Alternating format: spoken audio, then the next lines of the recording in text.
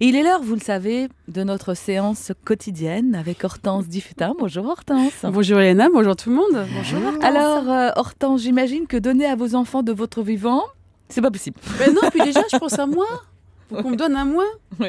Du coup, j'ai profité du 70e anniversaire de ma mère pour lui parler de donation. Ah, bon. Je trouvais que c'était le bon moment. Elle, beaucoup moins. Elle m'a dit, ouais, tu veux que je meure pour hériter? Je lui ai répondu, non, surtout pas. Si tu pouvais me donner de tous tes biens avant de mourir, je préférerais.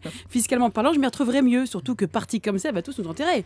Hein, c'est que si elle nous la joue calmement, je risque pas d'hériter de grand-chose. Ah bah et mes enfants non plus. Puis j'ai bien peur que le mot héritage, avec l'espérance de vie qui n'arrête pas de s'allonger, finisse par disparaître. Ça, je ne veux pas. Donc je lui ai dit à ma mère, il faut que tu me donnes de ton vivant. Et encore, quand je dis de son vivant, 70 ans, c'est déjà plus très vivant. Enfin bref. Oh là là.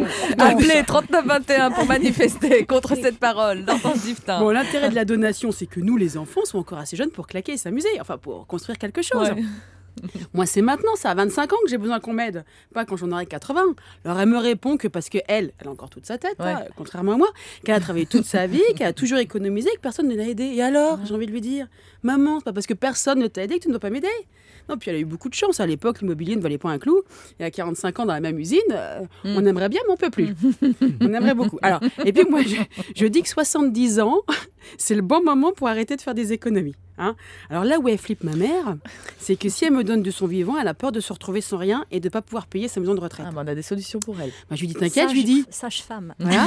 Je lui dis, t'inquiète, de toutes les façons, tu finiras fatalement hein, dans une maison de vieux. Alors autant que je claque ton argent, avant que moi aussi, mes propres enfants me larguent dans un hospice. Ah, voilà.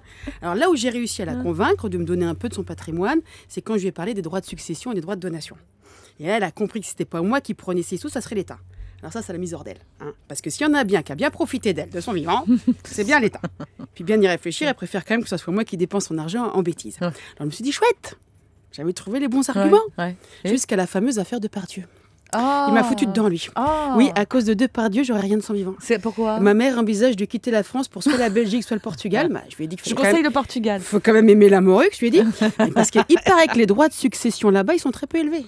Alors en attendant d'aller manger des frites, elle a décidé de dépenser tout son argent. Ouais, mais la Et TVA, de son vivant.